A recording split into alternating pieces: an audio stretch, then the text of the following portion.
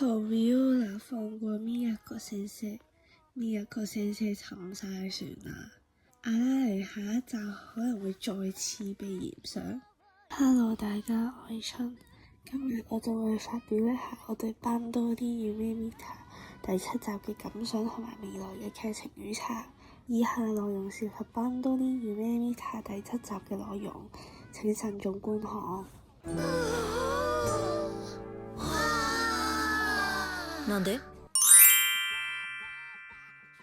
咁呢一集主要就係無間大廟 type 佢哋就開咗 live 啦，咁當然係俾人鬧到上天，然後覺得自己做得好好，但係又俾人嫌上嘅 Miyako 先生就去咗問同網絡已經脫節咗嘅阿拉蕾，就點解會發生啲咁嘅事，然後就俾 Viola 偶遇啦。俾阿拉蕾發現咗，原來要佢哋開咗係 Viola 嘅主意之後呢，就喺度當場公開喺度鬧呢個 Viola，或者公開佢所有嘅罪證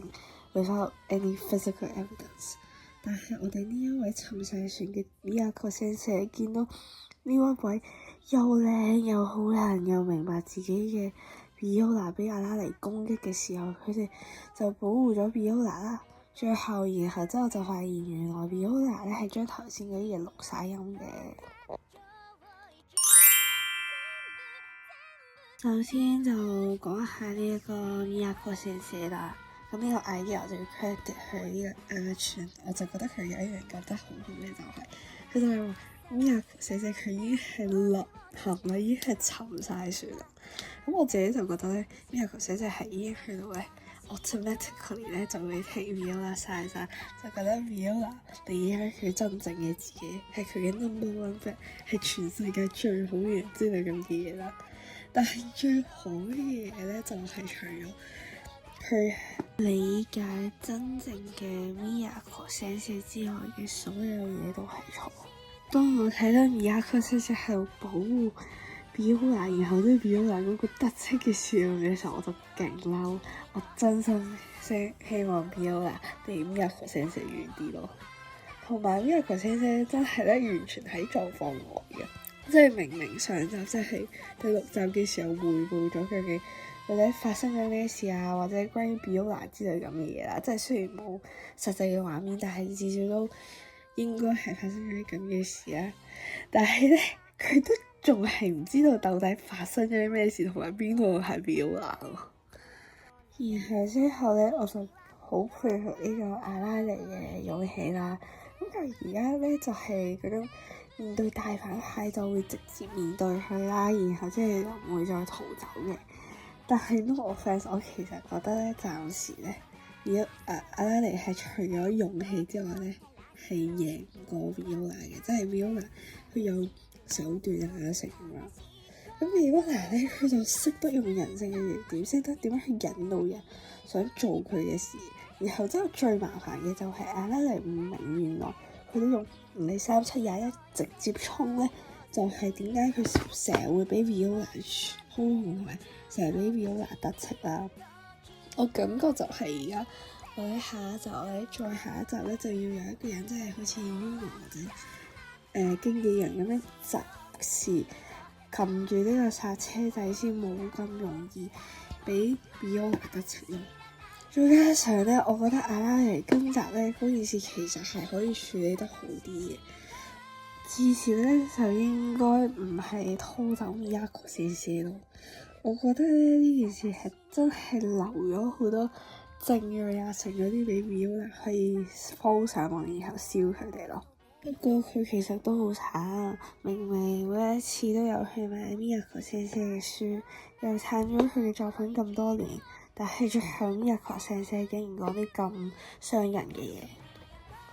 最後就講下我哋呢一位 Viola 小姐啦。講真，以前我仲可以相信佢係嗰種比較極端嘅流量追求者啦。咁我自己認為佢嘅，如果真係認為佢嘅目的就係將自己人氣提升啊，鞏固佢嘅人設啊，同埋令網民就去燒呢一個無間大廟 type。咁咧，其實如果係咁嘅話，我就覺得其實佢嘅目的係已經達成咗，但係佢依舊都係出嚟搞事啦呢一集。可能佢就係覺得燒得唔夠啦，要燒勁啲。但係我覺得呢度就有種點樣反社會人格，就令我睇得有啲唔舒服。同埋佢每一次咧都係好偶然咁出現咗，就令我覺得佢其實喺度追蹤緊呢個 Miyako 先生咯。因為可能每一次都會啱啱喺嗰個 timing 出現，以及有咩正常人係會無啦啦扭住個錄音器去錄音。我覺得同喺啦啦嗰陣時一樣咧，佢就應該係 ready 咗之後就去搞事咯。我希望呢樣事咧就可以快啲落幕啦，就俾多啲時間喺除咗第2、3集之外就冇咩存在感嘅 Yuno 同埋 Nonoka 集啦。咁我而家咧就去估下究竟之後下一集啦會發生咩事。